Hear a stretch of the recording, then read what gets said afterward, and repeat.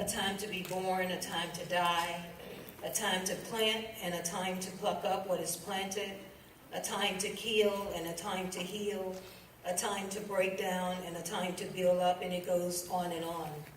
And I believe I counted about 32 life seasons in that passage.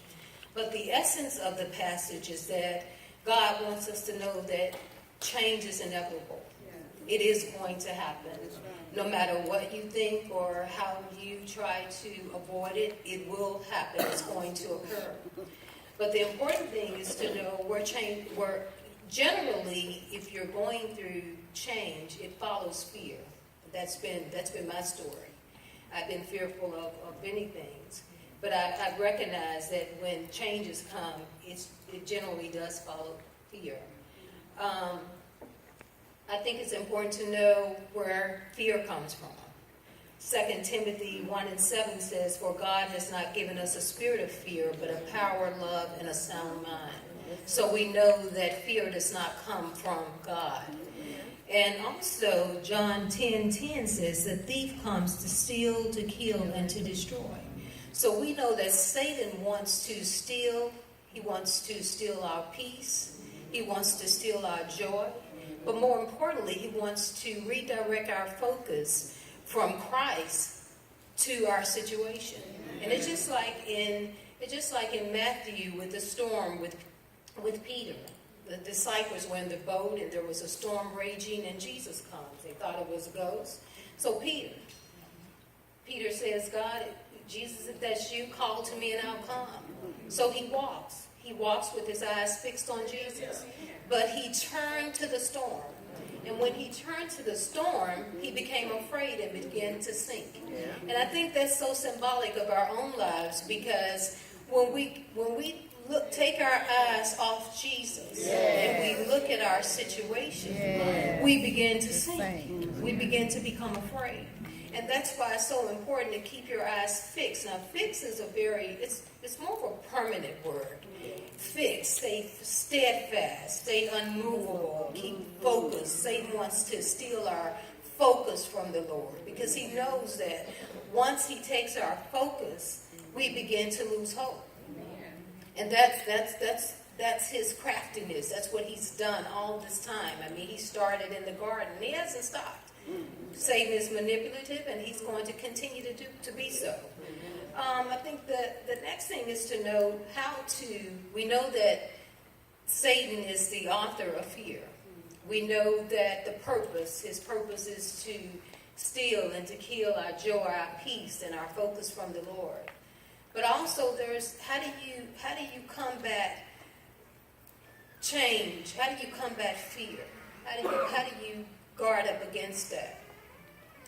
Well, God wants us to stay rooted in his word.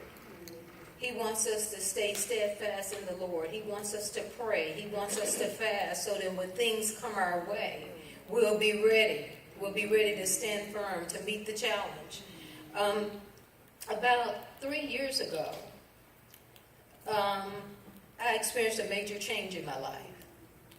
My mother suffered a major heart attack and 5 strokes. She was in the hospital for months. When she was released to rehab, she suffered 3 falls. One was very major. She went back to the hospital. When she was released from rehab again, she went to stay with my brother and his wife. And we thought that she would spend the remaining of her days throughout with my brother, the remaining of her days here on this earth with my brother. One day I received a call. "I want to come and stay with you. I want you to pray about it and get with your husband and your sons, and then I want you to let me know what God says." I thought about it, and honestly, I said a quick prayer. Not much to it. I talked to my husband and my sons, and they were excited. Everybody was good except for me. I began to experience fear, the stress, and the anxiety that comes along with that for weeks. Until one day I got in the word of the Lord. And I read the word that says, "Cast your cares on me." Now, cast is it's a specific word. It's different than just give. Cast, you thrusting it onto the Lord. And so I gave it to God. And I began to experience immediate peace. So I started researching. My fear was that my sons one was out of the home and the second was on the way, and it's my peace. My freedom now. I'll be honest with you, I was ready to live some life. But then, in all honesty too, I began to think about, well, how would I care for her? There were so many challenges. How would I, where do we start with doctors, the resources? I knew nothing about Medicare. I'm going to be honest with you. I had no clue. Right. But then I began to do a little research, and I remember that one of my neighbors was a social worker. I called her up. She came over, and I told her the story. And she said, well, I'm a social worker, but not just a social worker. I work in the home health care agency. So you're in luck. I said, wow. So she said, you go with my agency, I'll probably be your mother's social worker. So I said, fear again. I said, well, now how's that going to happen? You know me. Wouldn't that be a conflict of interest? She said, well, I know you, but I don't know her. So I'm going to be a social worker. So honestly, we went all weeks of stress. I went to pick up my mother from Tennessee on a Friday. We returned on a Monday. I went to pick her up on a Friday. Monday morning, we had appointments with her doctor. I did everything my neighbor had told me to do. We came back on Tuesday. We saw our doctor. I gave him everything that the social worker had told me to give to him. And on Thursdays, literally, my mother's services started. Not just temporary care, but permanent care. Now, I said all that to say this. I learned a lot from that because I saw the power of God at work in that situation. My faith grew and I became a lot stronger.